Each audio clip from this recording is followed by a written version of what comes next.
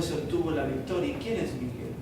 Ese es el Señor mismo que se reveló allí y que vino con él, interesante que vino con ese nombre Miguel. Y el nombre Miguel significa quién es como Dios, demostrando de que con el poder de Dios no puede jugar Satanás. Era Satanás mismo que estaba impidiendo a través del rey esa influencia, la influencia principal para la reconstrucción. Pero Cristo mismo tuvo que venir allí para poder fortalecerlo y animarlo. Pero interesante que también le dijo que no estaba totalmente, que vendría todavía otra oposición más después. Pero en ese momento Daniel quedó fortalecido porque, bueno, vino la ayuda de Dios directamente para fortalecer y para librar ese conflicto. Gracias. Como decíamos al principio, hay una lucha entre el bien y el mal. Aunque no la podamos ver con nuestros ojos, no quiere decir que eso no se dé. Las cosas que nosotros creemos no las vemos. Vemos algunos de sus efectos, pero no vemos la causa del efecto. Nosotros no vemos el viento, pero notamos su efecto. No vemos el Espíritu Santo, no vemos a Jesús, no vemos a Dios Padre ni a los ángeles, pero notamos su efecto en la vida de cada uno de nosotros. Ahora, miremos aquí algo muy interesante. Cuando hay una lucha entre los ángeles malos y humanos, especialmente cuando están influenciando sobre los humanos, ¿quién viene en el auxilio de los humanos? Dios. A través de sus ángeles poderosos. Si la cosa está así peleada, entonces ¿quién viene personalmente? Jesús. Miguel. ¿Quién como Dios? Miguel. Y Dios no puede perder una batalla contra el diablo. El diablo está vencido. Si el diablo está dominando a alguien es porque esa persona le ha dado el dominio al diablo. Dios nunca va a dejar un alma sincera. Por eso uno no tiene que tener ningún miedo. Cuando está Dios con él, ¿qué miedo va a tener? Ninguno. Porque nunca hará nada al diablo a una persona si esta persona no le da su voluntad. Sí, hermano Daniel. Sí, hermano, Inés, gracias. Me estoy recordando de la experiencia de David con Saúl. Claro, la Biblia dice y el testimonio amplía que el rey Saúl era de la tribu de Benjamín. Y según la historia, los benjamitas eran ambidiestros, eran ágiles para pelear. Dice que usaban las dos manos. Y cuando el rey Saúl David estaba ejecutando, dice, música, de repente viene un espíritu malo, se apodera sobre Saúl y lo quiere clavar con la lanza. Dice que Saúl se quedó asustado, porque nunca jamás había fallado. Y como dice el ángel de Dios, David no se dio cuenta ni Saúl, pero David reconoció que Dios lo había guardado y misteriosamente, dice, la lanza se desvió. Si nosotros, hermanos, tenemos que luchar para salvarnos con la ayuda de Dios, el ángel que estuvo a nuestro lado y nos va a dar la bienvenida, nos va a contar de cuántos peligros nos guardó. Qué maravilloso, hermanos, es saber que en esa lucha entre el bien y el mal tenemos siempre a Dios que intercede por nosotros. Pero hay un peligro, que hay lugares donde el ángel que nos cuida no puede entrar con nosotros. Y el ángel ese, dice Primeros Escritos, cuando sucede eso, va al cielo a pedir ayuda. Y los ángeles dejan de cantar en el cielo, hermanos. Se quitan sus coronas. Y dice Primeros Escritos que otro ángel poderoso es enviado con ese ángel para guardarnos y protegernos. ¿Cómo se extiende la misericordia de Dios en esa lucha invisible que nosotros no podemos ver, pero podemos sentir sus efectos, hermanos? Dios nos guarde, porque para el tiempo del fin viene una crisis terrible para la iglesia. Cuando el espiritismo, dice el conflicto de los siglos, bajo el abismo, tienda la mano al protestantismo y al catolicismo, vamos a sentir los efectos que Cristo sintió cuando Él estuvo en su ministerio. Porque Satanás, el poder de Satanás, la furia de Satanás se sintió. Y para el tiempo del fin, a Satanás y a sus poderes malignos se les va a hacer permitir, dice, hacer señales grandes delante de los hijos de Dios. ¿Estamos preparados para eso? Dios nos ayude. Hay una similitud entre la vida de esos hombres grandes del pasado y nuestra propia vida de hoy. David fue un hombre perfecto, pero en determinados momentos él pecó, se apartó de Dios, cometió graves pecados, podríamos catalogarlos como terribles pecados. Sin embargo, sabemos que el Señor le perdonó y lo restituyó, y entendemos que David estará en el cielo cuando el Señor lo resucite. Ahora, ¿qué hay de diferencia entre un pecador que se perderá y un pecador que se salvará? Es el arrepentimiento sincero y genuino. Sincero y genuino. Manasés pasó a sus hijos por el fuego. Consultó a los agoreros, a los astros. Él hizo terrible mal en Jerusalén y llenó toda Jerusalén de sangre, de extremo a extremo. Y sin embargo, cuando oró, estaba en cadenas y oró sinceramente al Dios de sus padres, dice la Biblia, dice que Dios le perdonó y lo restituyó. No hay maldad, por terrible que sea, que Dios no pueda borrar con la sangre de Cristo. Amén. Alabado sea el nombre del Señor. Ahora, Daniel pues no hizo esas barbaridades que algunos han hecho en la historia. Fue un hombre que se mantuvo fiel en toda su vida y sabemos que sería un hombre con sus defectos como todos nosotros, ¿verdad?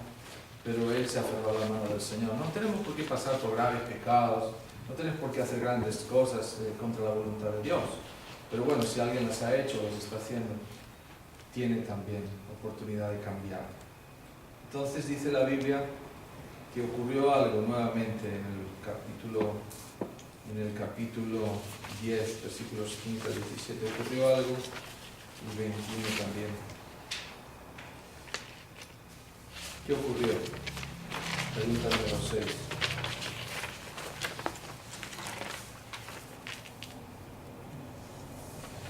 El profeta queda enmudecido, pero viene un ángel y toca sus labios, puede hablar entonces.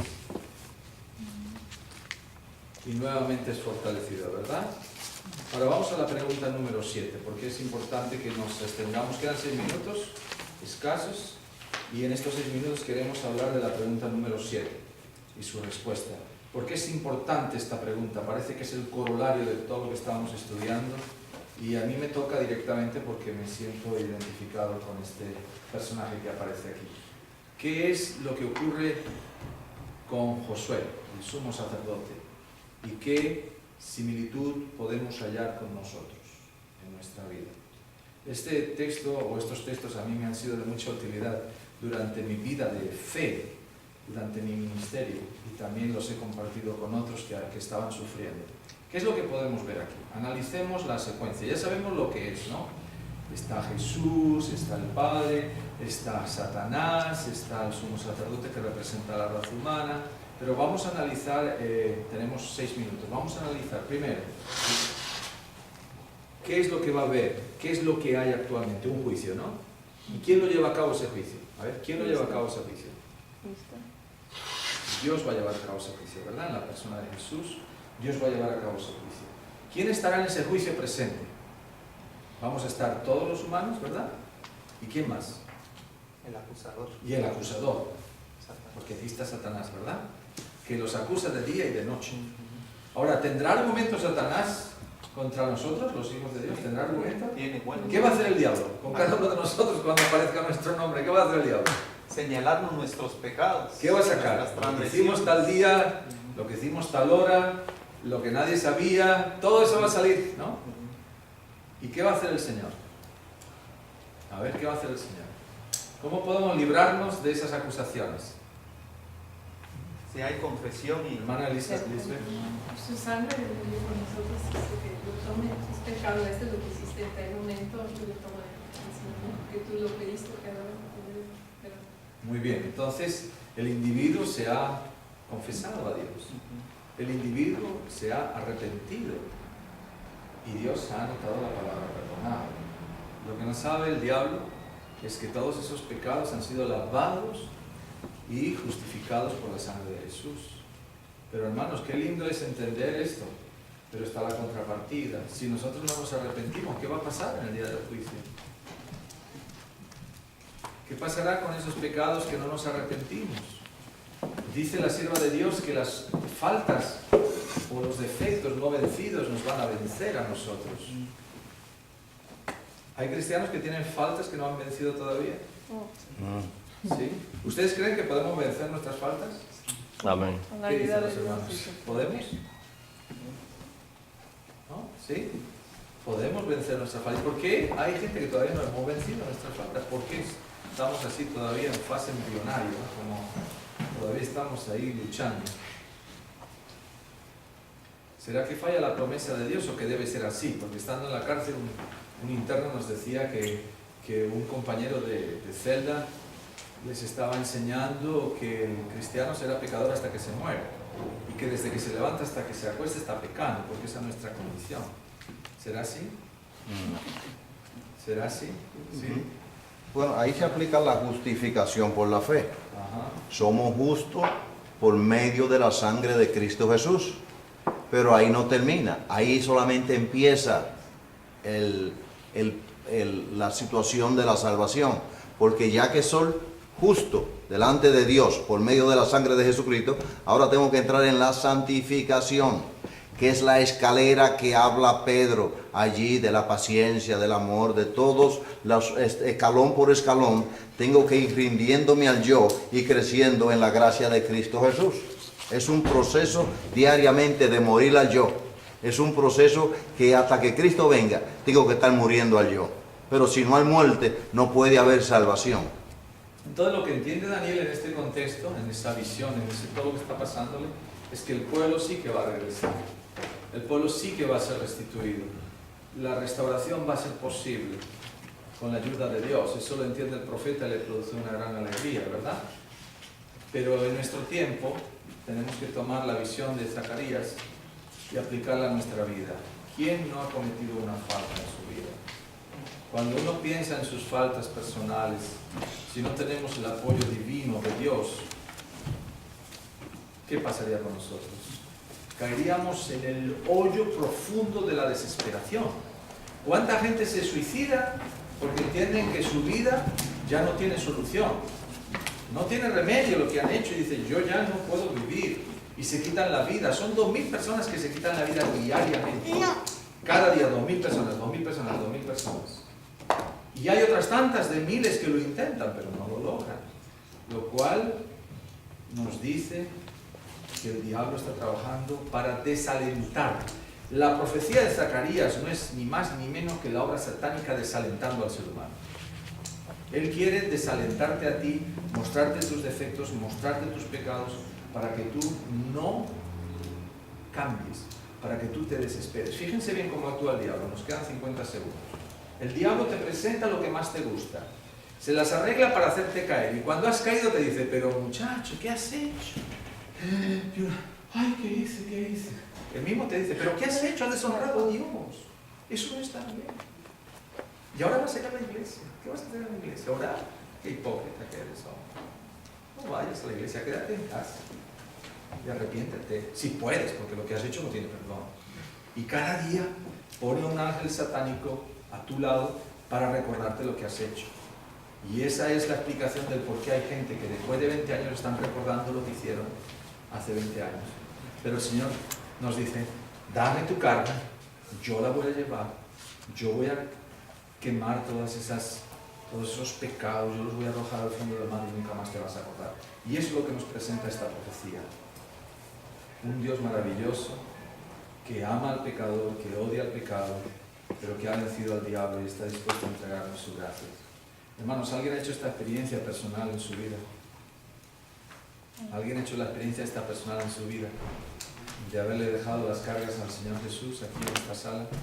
¿Alguien puede levantar la mano para dar fe de ello? Sí. Haber dejado las cargas en las manos de Dios para que Él sea quien las lleve, para que Él sea quien limpie nuestra vida.